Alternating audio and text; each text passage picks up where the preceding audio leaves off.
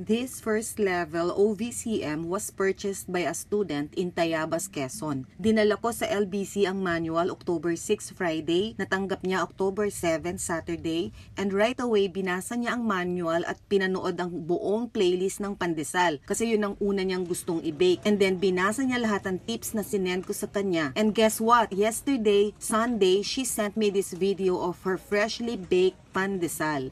Ang bilis-bilis niya nakabake using our Jetro's pandesal formula and by watching the online videos and reading the manual. Ito nga yung feedback niya na ang lambot at ang masarap daw ang tinapay. Sinunod daw niya lahat ng mga tips na binigay ko and look at this beautiful freshly baked pandesal. Very first trial niya yan. Successful agad. May equipment na siya even before siya nag-order sa amin ng OVCM. Pero now lang siya nakapag-bake ng pandesal na satisfied siya sa texture, sa lasa at even sa appearance. Yan ang reason bakit ang Jetro's ang pinipili ng karamihan when it comes to bread online training. Alam nila na maaasahan ang formulas ng Jetro's at ang sistema na tinuturo namin na napakasimple lang at madaling sundin. So if you also want to enroll in our OVCM, just send me a private message, or if you want to come here and attend our hands-on, our next schedule is October 28. Send me a PM.